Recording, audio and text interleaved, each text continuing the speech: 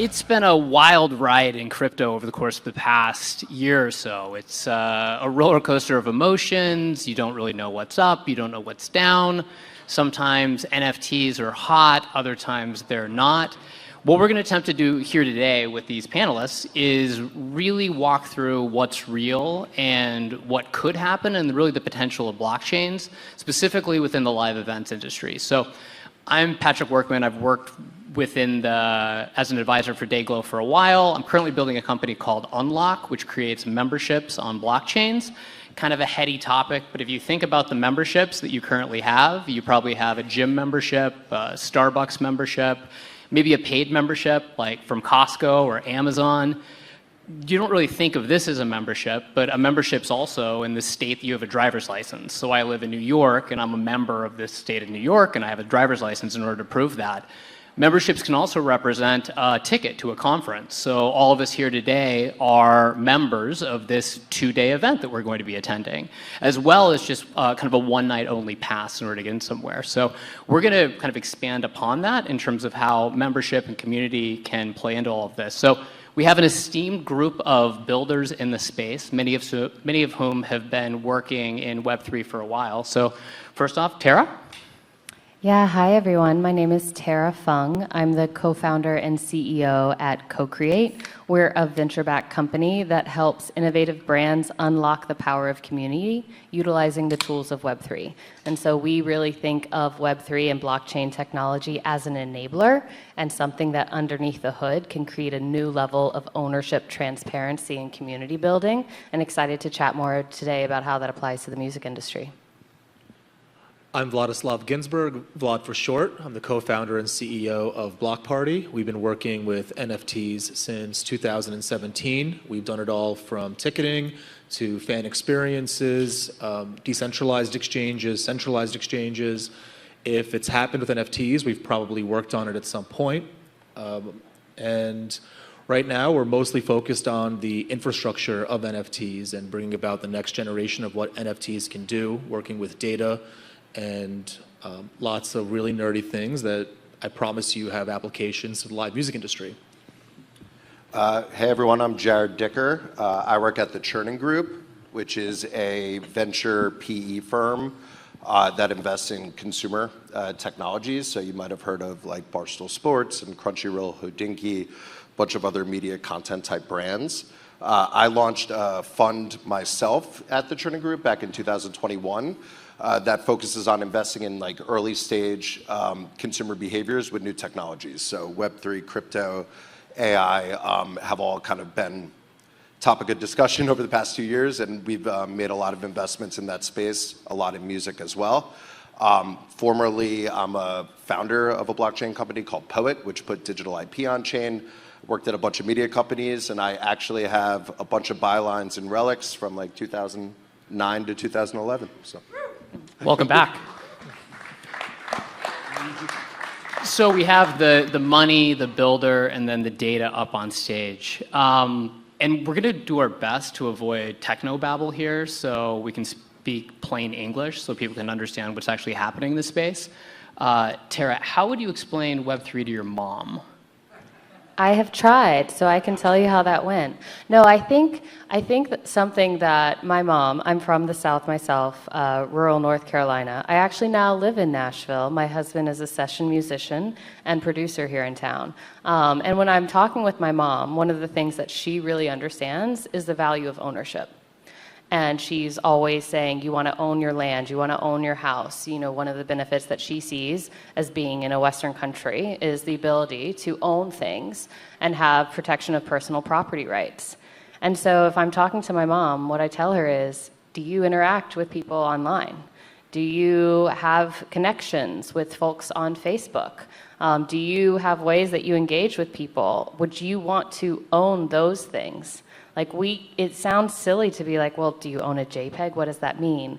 But if we buy a physical hoodie, no one tells us whether or not that's ours and what we can do with it. And if we go and put it up and sell it on eBay, that's completely ours to decide. Why shouldn't that also be the case for digital goods? which we interact with more and more. If there was a digital representation of something, whether that's membership, whether that's items that are supposed to be reflecting our culture in different ways. And so ownership is something that I describe as being possible because of blockchain technology. And then the other two things is transparency. You know, don't you want to understand how things work and how decisions are being made? All of us utilize social platforms. Right now, my company is investing a lot of time and effort in building out our social presence on Twitter. I'll tell you how that's been going. The algorithm seems to be changing all the time. Sometimes posts don't really go anywhere and you don't know why, and things get banned. It's like, well, our connections, our follower counts, that social graph, it's not clear to us how it works, and it's not ours either. Why couldn't we take our connections on Twitter and plug them into a Facebook front-end application, or plug them into Instagram, or plug them into a net new application that's better, that's a better user experience? And so I think ownership and transparency are two things that I would always convey to her. And then from a lens of probably creators, which she was also a creator, she was an author, and actually a singer for a time. And having that direct connection with your community is so critical. But if you are a creator, an artist on Spotify, do you actually know who your most loyal fans are? Can you see that? Could you reach out to them and connect with them however you'd want? Could you communicate with them? You can't, because those connections, that community isn't yours either. And so ownership, transparency, and community are the things that I would relay is what blockchain makes possible. But I try to always talk about it in terms of the benefits as opposed to the how, because the how is when her eyes glaze over and she's like, oh, actually, I don't care. I didn't mean to ask that question. No, I think the concept of ownership and the things that we don't own kind of as human beings, like I walk around as Patrick Workman, I am who I am in real life. But when I think about my persona digitally, it's like a Frankenstein. There's an island of Google, there's Meta, there's Spotify, there's even the New York Times, and none of those entities are talking to one another. So as we're using the internet, which is essentially the operating system for humanity, I mean, try to not use the internet for an hour and a half and see how that works. Like, you'll freak out. The internet goes down here for a couple of minutes and people are like what's going to happen with my life? That internet is owned by private corporations. So the concept of ownership is we actually own very little of our digital lives, because that is all owned by these private companies who are storing our data, and then they're matching our attention in the form of eyeballs to advertisers in order to put products in front of us that they hope we'll buy. So in terms of the model of where the internet is today, it's actually created a lot of challenges, not only for you to reach who you need to, but also for the spread of information. Vlad, when you're talking to your mom about what you do for a living, how's that go? Really well, for the same reason that Tara actually said, from the different side of the coin or the ocean, because I actually learned about the value of blockchain from my parents. I was born in the Soviet Union, and so my parents' perspective is ownership is really important. We owned nothing. We thought we owned our house, we thought we owned our cars, and then we left, and then we owned nothing. So I learned about the early stage blockchain from them. But when they ask me about what are NFTs, what is Web3, well, they're not even sure what Web 2 is. So I usually start with Web 2. What's Web 2? It's the social web, and it's the streaming web. And it's all these really wonderful products that enrich our lives with all of the world's music in our pocket, all of the world's films in our little box on our TV. And it's all really convenient, and it's all really cheap, and it's all really available all the time. And we own nothing. And the social media that we all look at, all of the world's art is right there for us to look at anytime we want it, and the social graph that Tara was talking about. And not only do we own nothing, but in fact, we're the product, as you're talking about. One of the things that kind of drives me nuts is my brother, who's 17, the only world that he's known is one where music and content is really cheap and available. And I'm here to say that music is not cheap. Actually, there's lots of musicians that put their blood, sweat, and tears into it. And live experiences, as lots of folks in this venue know, take mountains to make happen. And so the opportunity of Web3 is the opportunity to not only put ownership into people's hands, but to monetize these creative outlets for the creators in a much more equitable way. And I guess during this panel, we'll talk about some of the ways that can happen. Yeah, absolutely. And we think about the concept of the internet being free.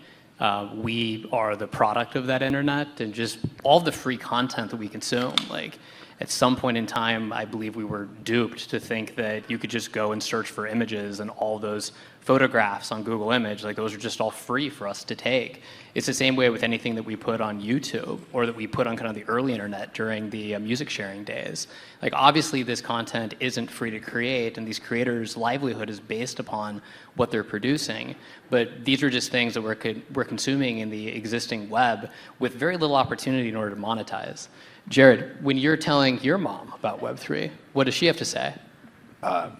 She has no fucking idea what I'm talking about, but she's not my audience there. But I guess to like really simplify it, we, especially from my vantage point, we're really trying to understand how this stuff becomes practical and applicable. And a lot of that really has to do with being able to distill what the true value really is. And I think just looking at examples of how blockchains are being used right now, it really has become the venue to buy, sell, and trade any digital good. And I think you can make arguments about databases and how things currently are, but it has, without argument, become the venue for these things to exist. And we've seen that very early days by ways of NFT, and we were talking backstage, like OpenSea, which is one of the largest NFT trading marketplaces, at one point was doing 5 billion GMV, which is bigger than Etsy, almost as big as eBay.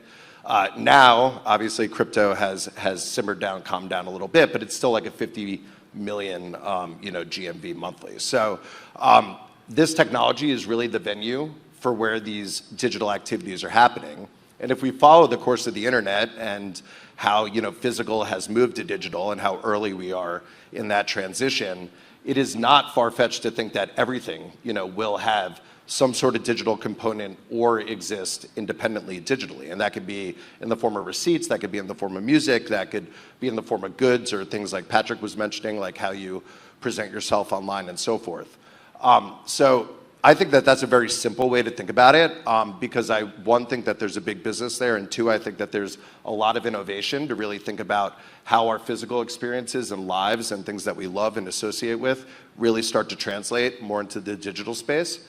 I also think experiential, especially for this group, is very important as it relates to what blockchains could do. And like something I always talk about is that I feel that what we're seeing, especially with new companies being built, is that the mindset is really like, what is now accessible that previously felt like professionally or personally prohibitive? Like, my background is not as a like music label or like a music record executive or a producer, but there are these new environments by way of Web3 where I could be within a community where we could produce artists, we could manage their distribution, right? There's companies that are really trying to think about, well, I'm not going to be a museum curator, but there's a group that I could become a part of where I could invest in physical items and decide like which museums they're curated and go to.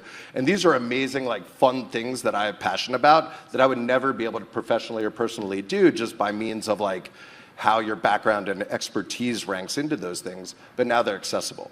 So it really is like bridging this gap where I think in the physical world, things were very experiential. Like we go to concerts, we'd go shop retail. You remember those experiences. Moving to like early internet digital, convenience really came into play and made all our lives easier. We could order a large and extra large of a t-shirt, but all these experiences look the same. They're like grid layouts. You really have no identity with the brands that you're working with. And I think what's going to be happening with blockchain by way of like the emergence of more digital goods and ways to purchase and transact and associate value to them is that we're going to start to like merge those things together. We're going to be able to bring the experiential things that we loved out of the physical world, the convenience of the digital world, and really rethink like what these experiences should look like in this new internet. Yeah, kind of building upon that community aspect, like there is no more the communal aspect of going to a live event. Like, where else can you get like-minded people together in order to experience something in that type of moment? But as it stands today, like the the entry pass in order to get into that event is just the ticket, where you are just a code that's going to allow you to get in, and the information on the other side is very limited. I worked with Peter Shapiro to build fans.com, and one of the challenges that we had with fans.com was the cold start problem, where we wanted to connect people that were experiencing live events and kind of artists that they care about. But what we found is it was very challenging to get to kind of a great scale of community for any individual artist to really find a product market fit. When we think about community in Web3, how do you think that tokens and blockchains really change that paradigm? Yeah, so my background is actually in economics, and what I loved about the study of economics is it shows you how people make decisions and how to approach problems. And if you think about what the opportunity is for a lot of creators, musicians, artists, there's an opportunity for them to create incentive mechanisms to encourage engagement with them as an artist. And that can look like kind of a loyalty and rewards program in a lot of ways, where if you can actually identify actions that an artist wants to encourage, follow me on my social media accounts, tweet or post about me, come to a webinar that I'm going to be hosting where I'm going to be announcing, doing the digital release of my new album, get on the pre-sale list for my next show that's coming to your city. Like, there are so many things that artists want to be able to encourage and actually reward. And the idea of being able to reward their most loyal super fans, well, by using blockchain technology, you can identify these actions that are occurring out across various sites and then give them credit for those actions in the form of points, things that we know of as Web 2 loyalty programs, but where these points aren't beholden to any specific platform or use case because they are utilizing a decentralized database and computing system underneath the hood. And if that just sounds amorphous, think of it this way. What if when you had Sky Miles and you fly Delta, those points were actually yours? If I want to transfer my points to someone, it actually costs me $300 to transfer 30,000 points, which I might as well buy them a ticket. My silver medallion status, it's not actually mine, because when I moved from New York to Nashville, I couldn't sell it, and Delta's not a Nashville hub, and so it's not really worth a lot to me. And so if we translate that type of lens of can we give ownership over someone's loyalty, their advocacy, their engagement to an individual, and in return actually unlock a greater degree of loyalty in them, because the loyalty that we know today is actually just a term for retention marketing where we give captive goods out that you can only use with us. Like, what can that do to translate and to hypercharge someone's loyalty for an artist, where they're able to get more access to the artist, they're able to get the newest drops that they're coming out, they're able to get exclusive merch, they're able to understand and vote on where this individual is going next on their tours. Like, I think that this is something that will open up a new degree of connectivity between an artist and their community, and in doing so, give the artist more control as well as give their audience more control over their fandom. Jared, I know you've been investing in the space as it relates to community building and music and loyalty. What are you saying? Yeah, I mean, I think one interesting thing is how you can leverage, like we use NFTs as an example, how you can leverage that as a single identity in relationship to the artist. So there's this one company that we invested in called Medallion, which I'm sure some folks in here know Matt Jones from Songkick days. And the whole premise of it was very simple. It was, today artists and bands, whomever, have all of these different communities across, as Patrick mentioned, like Facebook, Spotify, YouTube, and so forth. And all of those are super important, right? I think one important thing to be mindful of, especially when people talk about blockchain, is like, it doesn't necessarily have to be binary. Like, I'm a massive advocate that distribution is everything, and that being on a Spotify playlist is very important for a lot of artists, even if you're not being able to monetize that directly. But the truth is that these artists don't get the same data across all of these different relationships. So they have a community manager on Facebook, they sort of know that audience, then they move to Twitter because it becomes the thing, they're on Spotify and YouTube, and you basically bring all of this together and you don't know what to do with it. And how Medallion per se is using NFTs is this notion that a lot of artists have super fans, and even not super fans or casual fans, whomever they may be, they could claim an NFT for that artist. So in the example of Medallion, they work with My Morning Jacket as one artist, and anyone could claim a My Morning Jacket medallion. It's free. What they found early on, which is amazing, is that the on-ramp, like the acceleration of new users and retention is higher than what they've had previously in Reddit, Discord, and other communities.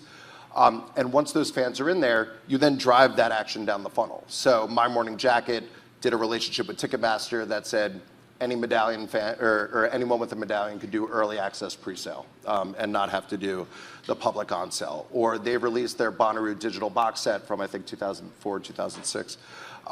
And if you have a medallion badge, you could claim it.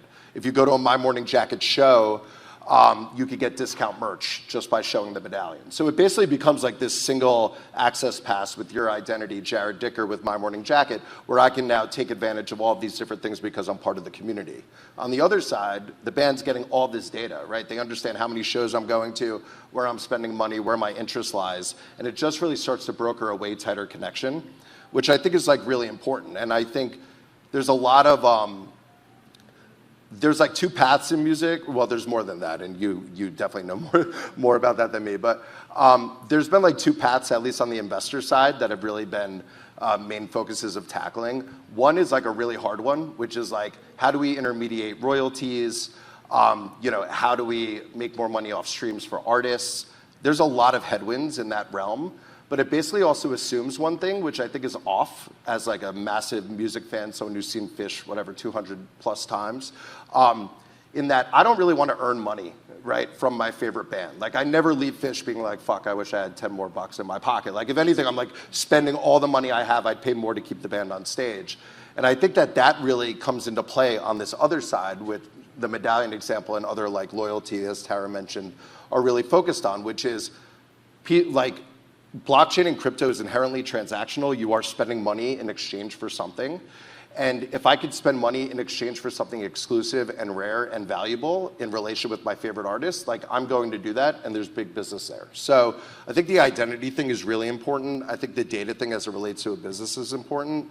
But we're already seeing like early signs that it could be, this is bold, but like, I think that we'll find that NFTs are a better native membership model for a lot of these businesses and relationships, like in the example of music, versus what's been duct taped together through like email, other sorts of platforms and so forth. But it's early days on that, but I think like you could imagine a world where that relationship and being closer to that artist and being able to spend more and get more as a fan is highly desirable. And Vlad, I know you've been in the space for a while, first through blockchain ticketing and now from a data perspective. How do you look at this from a data lens as it relates to community and kind of measuring what's happening on-chain and off-chain? Yeah, I think duct tape is a good like metaphor there because it is patchwork what people have to work with where everything's running on different rails. And the real opportunity of tokens and using blockchain technology is that whether you're working on tickets, whether you're working on marketing, whether you're working on whatever the hell you're working on, everyone's kind of working from the same programming language, and everybody's working from their own individual protocols that are all built on these common rails. So like a very tangible example I could use for this group is our work with a band called Goose. So last summer, Goose was sold out 4 nights in a row at Radio City, and they wanted to release their first NFT as a digital gig poster. So James Flames made the poster for the show as he would for any other show, and he made a digital variant. Now, something that we didn't want to do was start educating Goose fans about buying Ethereum and getting a MetaMask and doing all of the things. And we also had a pretty good idea that 95% of Goose's fan base are going to absolutely hate that Goose is doing NFT. But we felt really good that 5% of Goose's fans are going to absolutely fucking love it. And so we put that idea to the test, and we shot this great little clip of Goose's NFT in a little NFT frame, and that we're going to be giving away for free to people that go on the merch line at Radio City to get merch. And sure enough, hundreds of comments on that Instagram post on Goose's Instagram. Why are you pump and dumping? What's the utility? I hate this. Massive L, whatever the kids are saying, this is not bussin'. And but we're kind of psychos at Block Party. So what we did was we filtered through all the negative comments, and we found these 5% of comments that were like, finally, my favorite band is getting into NFTs. I love NFTs. And we started cyber stalking those fuckers. And we found their Twitters, and we found their Discords. And that's how we discovered an NFT community called Pixelwooks. And now there is, I think I saw Pixelwooks at MSG last year for Fish, but here's what I'm talking about, right? You have a community of a bunch of NFT holders called Pixelwooks, and they're fired up in their Discord that Goose is doing a NFT. So now we call Goose's management and say, do you guys know about Pixelwooks? And they're like, Vlad, stop fucking telling us about Pixelwooks. But no, I'm like, here are thousands of fans that you are not engaging. And they are, of their own volition, promoting something that you are doing. And if you pop into their Discord, there's a Goose room, there's a Billy Strings room, there's a Fish, Grateful Dead, Biscuits, you name it. Bart Brownstein's pumping this stuff, and now fan sets are in there. And all of these NFT people that care about jam music are fired up about this. And all of these NFT people that collect things are like, wait, who's James Flames? And why don't we know him? Because I collect Zazcorp, and she does NFTs. So now Zazcorp's fans are popping in and saying, who's James Flames? And now James Flames is calling us and saying, this is the best thing ever. And I'm not really here to shill how successful this project was. It did sell out, both the Radio City NFT and the Red Rocks NFT.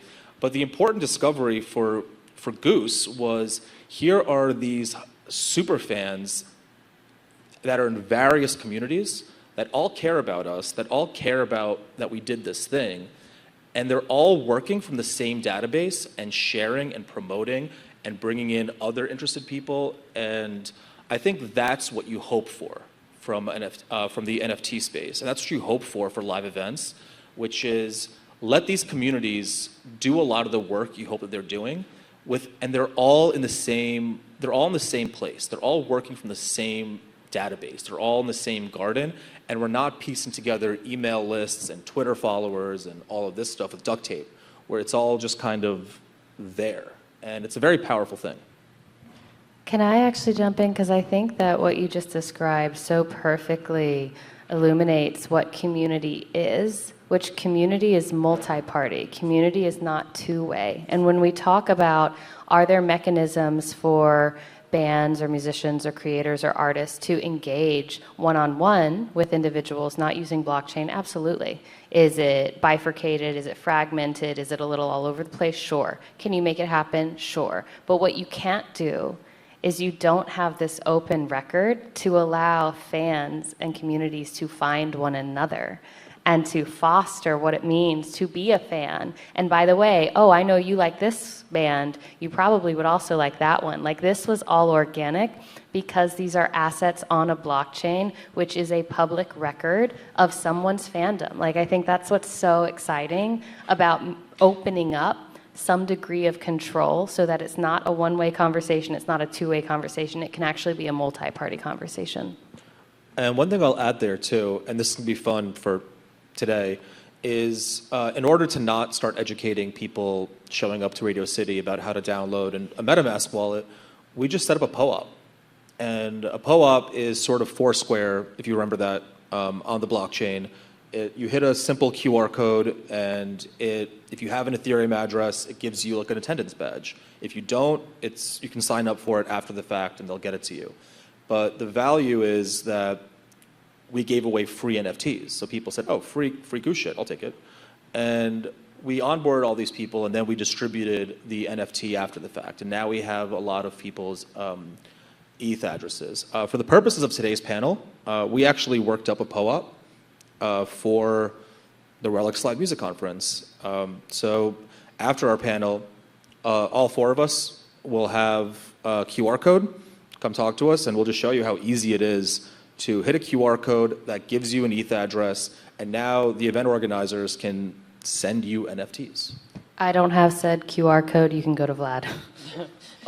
Yeah, those are free NFTs for anyone that doesn't have an NFT or you want to see how the process works. And if you think about like a wallet address being just another identifier like an email address or your social security number or your cell phone number, that's what this will be at some point in the future. It's unclear how long that will take, but at some point there will be a digital wallet that will hold tokens in it, and those tokens will represent who you are, your Facebook profile, who you are on Google, your driver's license, a diploma that you may have, will all be available there for people to look into. There'll be privacy rules that will also be built as well. So when you walk into a bar, you will waltz through a security, and it will be able to see, are you 21 years old, without anyone knowing what your name is, where you live, because that's really irrelevant for the use case. It's just, this is how old you are, and can you come in here and buy alcohol, yes or no? When we think about those types of kind of physical barriers, like IRL to kind of URL from a digital perspective, how are you seeing some of the brands kind of bridge that gap of bringing digital to physical or physical to digital? I wasn't ready for that. I think that there's a lot of like literal situations that we're seeing. We work very closely with eBay for a lot of the stuff that we're working on and the companies that we're working on, and there is this notion that like the receipt is something that is in every single transaction of everything you buy, but it is literally like a throwaway type thing where like you get it, you either keep it to return or elsewhere, and it's like, how can you basically leverage that behavior that people are already very familiar with when they purchase something to have something associated with it that could then either be redeemed or be re-engaged, and so forth. I think to what you were saying about POOP, which we're an investor in POOP too, so appreciate that plug. Patricio is like a good friend of mine. I love that guy. Yeah, awesome. They're doing like a lot of cool stuff, like with the leagues, like Golden State Warriors, so forth, where you could go, on the ring display night for the championship, and then everyone could have take-home type commemoratives. But I do think that more and more we are really going to see like what that connection starts to look like and how people really value it. Like, I think it is too early to really make the presumptions that the things that we do put tremendous value on physically are going to translate like literally one-to-one as it goes to digital. Again, there's a lot of kind of experimentation and stuff happening there, but I think it is kind of like TBD. But I think that's because, and it's like an overused word in crypto, but like the importance of NFTs, especially as physical to digital, really is about like what you could do with it, right? And I think today, fortunately and unfortunately, depending on how you look at things, like the incentive to get out is way higher than the incentive to stay in for a lot of these NFT type projects. So especially in the early days, like when you'd purchase an NFT, right, your main goal was to effectively hope that that thing goes up significantly so then you could sell out and make money. That since has started to evolve in turn, both in terms of like the market appetite of people buying and trading NFTs, and also people trying to figure out like how these things could be more and more valuable and useful.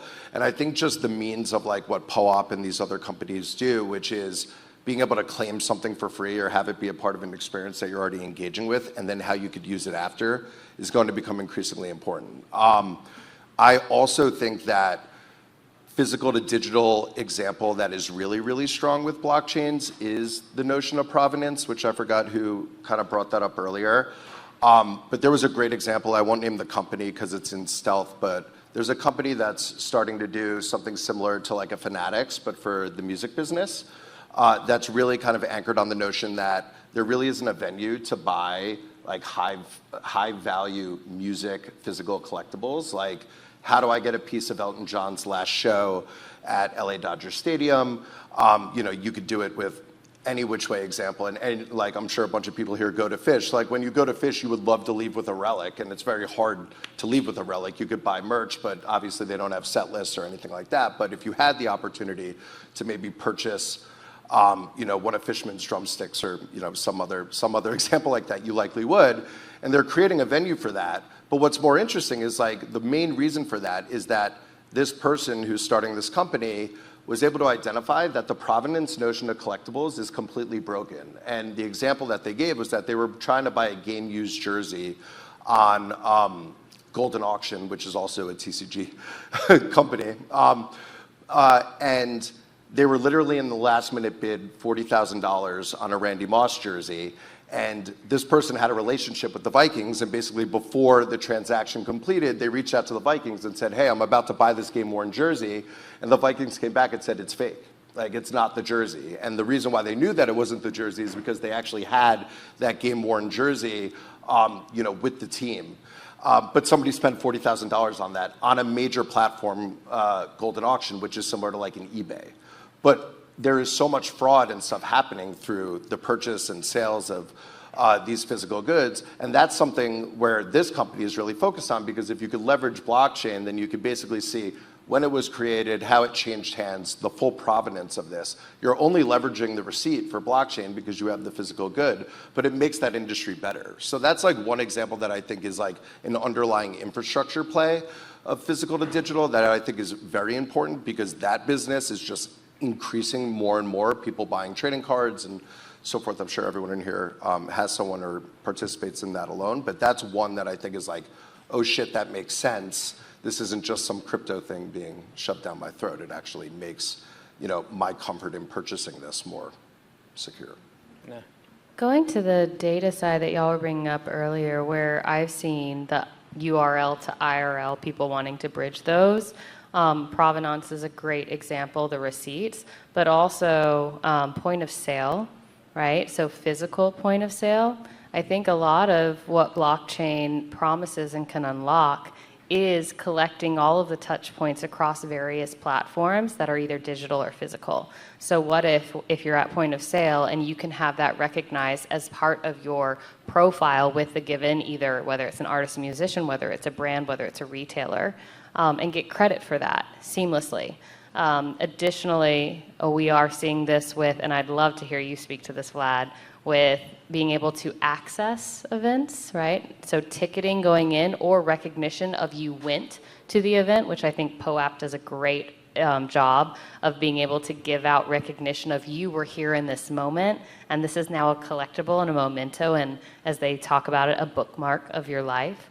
And then the one that I think is, I would love to see more examples of, I think it's still very nascent, is actually augmented reality, where if you see someone who has a QR code on the back of their hoodie and you scan it, it might be an artifact hoodie that actually gives someone wings. So if you look at them and you're walking down the street, it looks like they have these crazy wings on.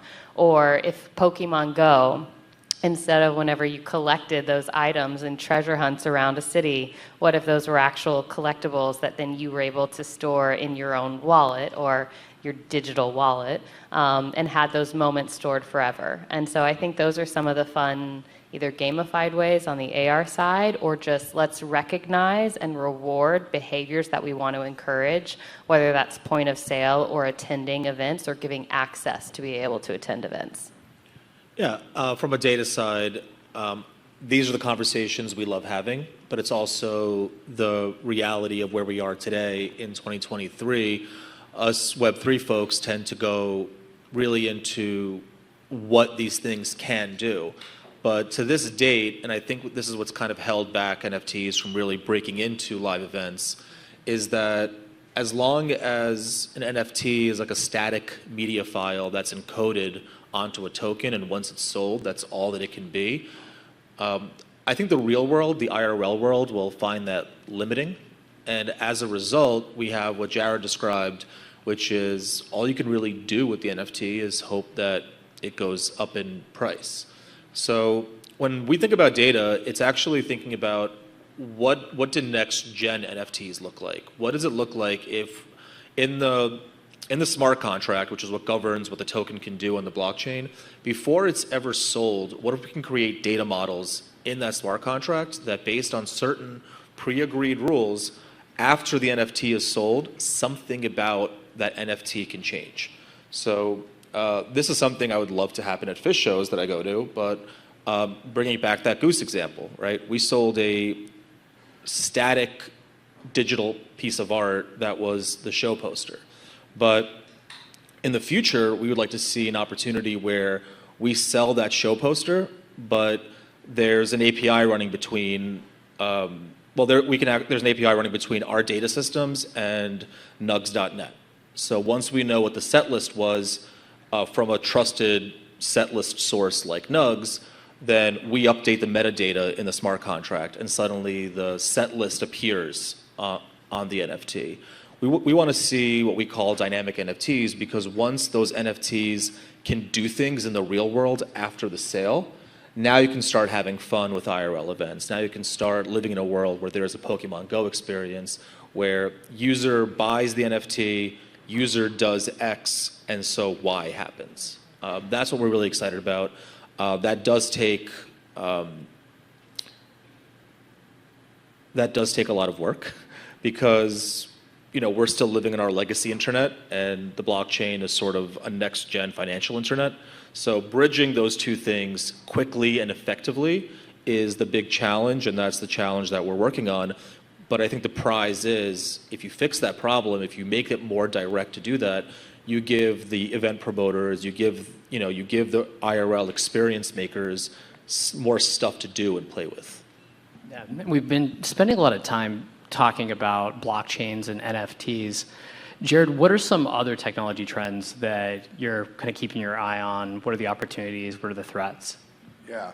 I really love this whole notion of VTuber virtual artists that's starting to pop up. It's definitely very weird and on the fringe, but there are a lot of different companies that are rethinking what an artist looks like, how they tour, the music that they could create. And when you boil it down, it is actually fascinating, because it's can you create a pop star that doesn't have the overhead of 8 homes and mortgages and a drug problem and a divorce and stuff like that.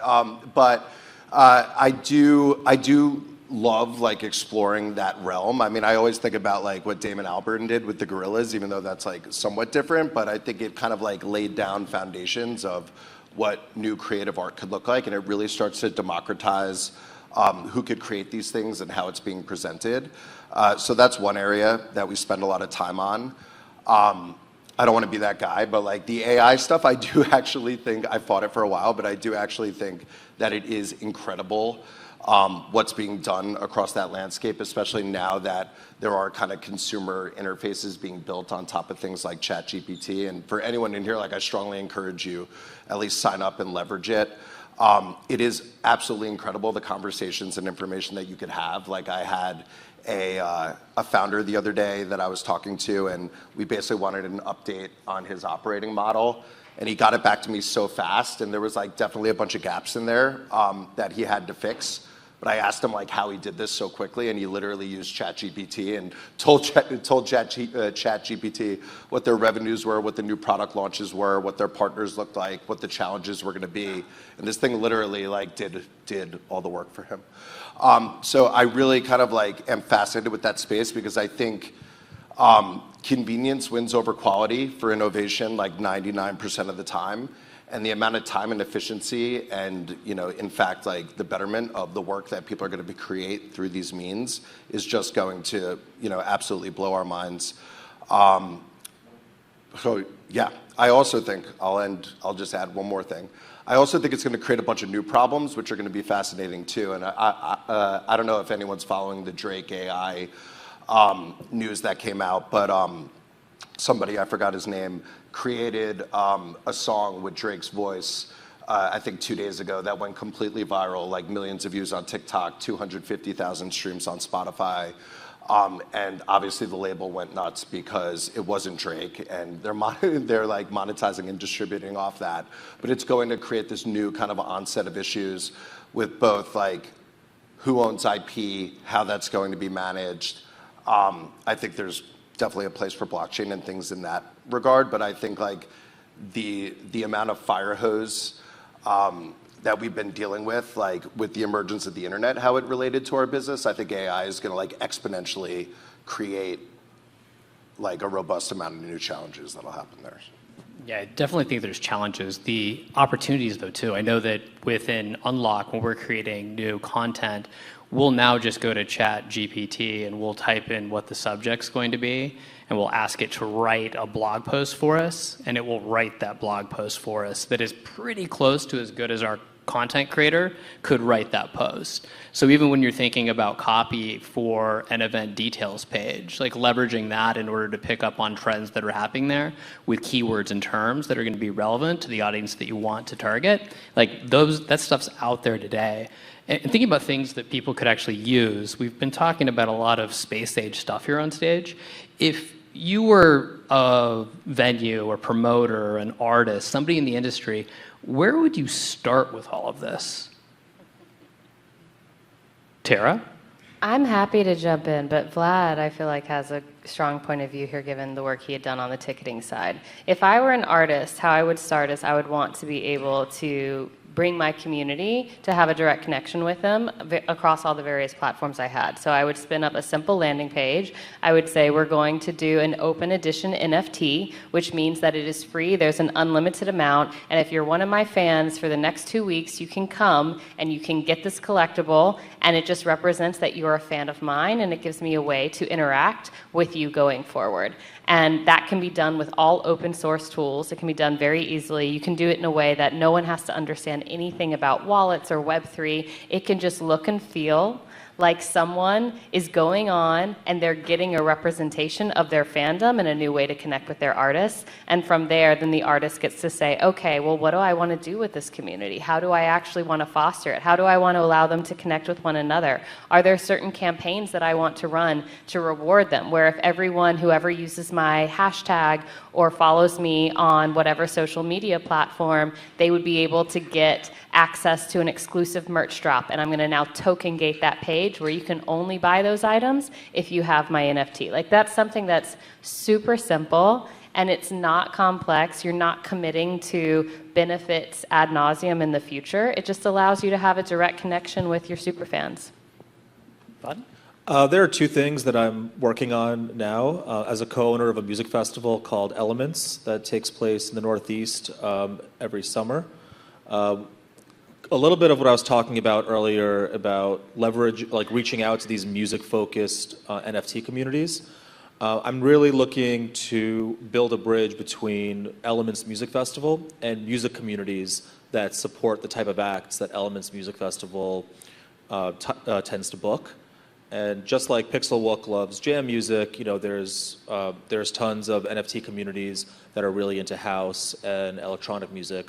So what does it look like when Elements specifically leverages those groups and thinks about how to activate for them and suddenly, you know, receive the network effects of these online communities talking about this festival and seeing if that makes an impact on the bottom line, seeing if that makes an impact on really anything. It's going to be an experimenting ground, and I'm really excited to report on it, you know, after it happens. And then the other thing that's not me using ChatGPT to publish my erotic fish fan fiction and minting it, but something that we're working on, like I'm still playing with the smart contract, but taking the idea of a street team, and that is somebody that creates a referral link to get other people to buy something. To do that in a totally on-chain decentralized way as a means for people to make a side hustle selling NFTs. That is what I call a broker swap. And the idea is the same way that a lot of y'all have used street teams to promote events in the past, to see if we can actually replicate that in an on-chain way.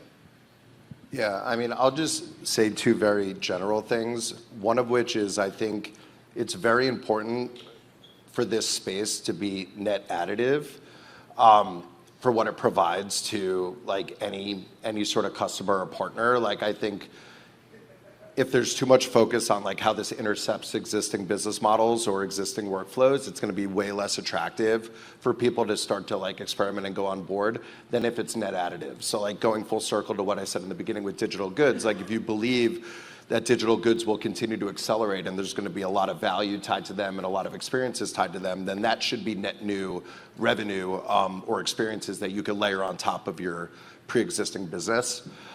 So that's one side. The second is that blockchain and crypto have always had a huge problem in just focusing way too much on the technology itself as the value add. And in no consumer business or product, like, has that ever been massively successful? Like, you don't use Spotify because it's hosted on AWS. Like, you don't give a shit, like where it's hosted, how it streams. I mean, maybe some people do, but that's not why you use the product. And I think for a very long time, mainly just because of the customer and the audience, so much emphasis has really been on like blockchain and decentralization and things that oftentimes people's like eyes glaze over.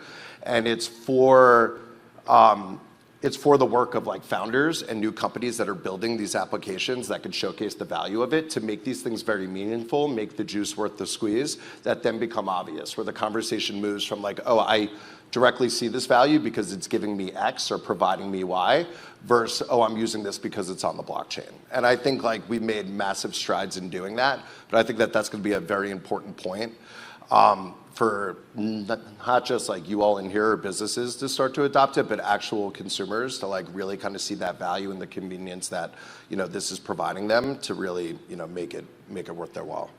Cool. The shot clock is almost down to 0 here. So any questions from the audience? See some hands here. Right here.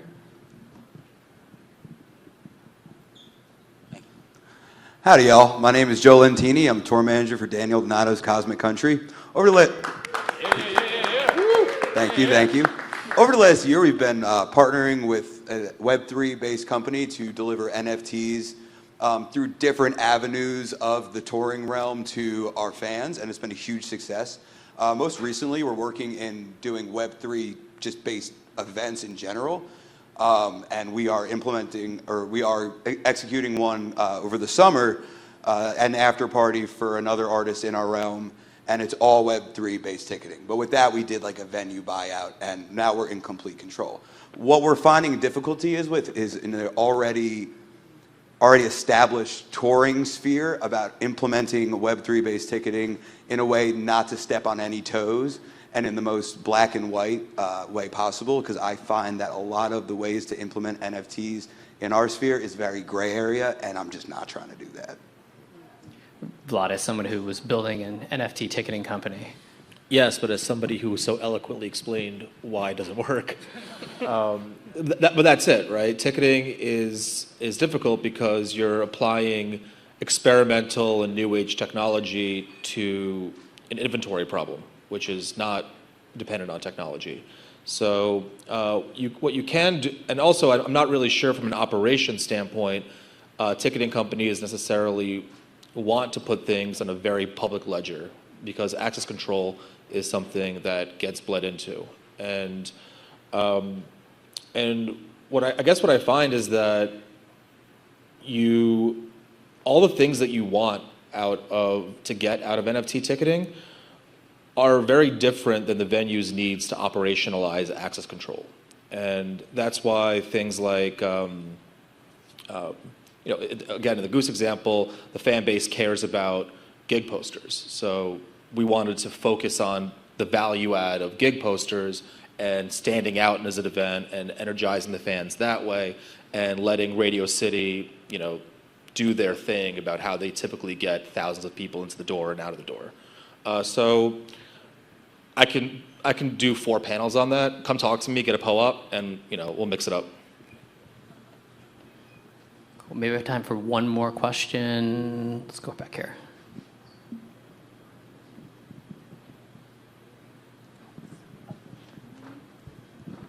Sorry, I didn't think you were picking me. I'm MJ. I'm the director of music and entertainment for Virgin Hotels Chicago and Nashville. I have like a two-part question, so I apologize. My first question is, I have to like correlate things with tangible things. So to me, it feels a lot like baseball cards. But the difference to me is you can insure a baseball card, and my dad can pass down his baseball cards to me. How long, like, can you insure an NFT for its quantified value? How long before insurance enters the chat? And how do you protect it from being stolen with your digital identity as well? And then I can't remember my second question, but it was a good one, so. We'll be around if you can ask that second one. Jared, do you have any thoughts there, or Chara? I was going to say one clarifying point, and then I'll let Jared take the meat of the question, which is oftentimes when we talk about NFTs or tokens, we assume that these only mean unique digital items as collectibles, but there are actually all these different token types that serve different use cases. So there are things called fungible tokens, which are all interchangeable. They're all the same. They're the equivalent of points on a blockchain. There are things that are, and those are ERC20s. There is something called an ERC 1155, which is the data standard for effectively memberships, where all of your silver are the same, but silver is different than gold. And then there are things that are ERC 721s, which we anecdotally call NFTs, and those are where each token is unique. And so I just wanted to like expand the realm of like what blockchain and tokens can be. It can be points, it can be status and memberships, it can be collectibles. And now Jared can speak to insuring collectibles. So I would say that the benefit of things being on blockchain is that it is completely in your control. So you are taking on the responsibility of protecting your asset. And there are a lot of great technologies that help support that. So, you know, there's things like hot wallets, cold wallets. So a lot of people, when their NFTs get stolen and you read about that, it's because it's in like their digital wallet, which could be hacked and accessed. And there's different maneuvers, like security maneuvers, that can be done where you could just put it more into a hard wallet. There's a company called Ledger, which is a great example, where it's very difficult for anyone to get access to any of that. So it's a blessing and a curse because security is in your control, but there are the means to be able to protect that in a way. As it relates to like insurance and lending, there are companies out there where you could basically like lend against your existing digital assets. And get collateral off them. It's a very dangerous game, which is like similar to what we've seen with like traditional bank runs with Silicon Valley Bank, but also what you've seen with FTX, where a lot of companies, as they get into that business, there's a way to like over collateralize, and then when people are looking to get, you know, take their deposits out, you know, you're putting a lot of trust in those sort of companies. So I think in the case of like what you're describing, there is a way to make it very secure, but that onus is really more so on you as you start to, you know, venture into looking for a like some sort of middle layer or intermediary party. You are in fact going likely more towards things that are not, you know, innately blockchain. And Vlad, not to cut you off, but Andy's going to give us the hook over here. So we will be around afterwards, and if you come and see Vlad or I, we definitely have some NFTs for you. Whether you have an NFT or you would like to get your first NFT, come see us. Let's hear it for the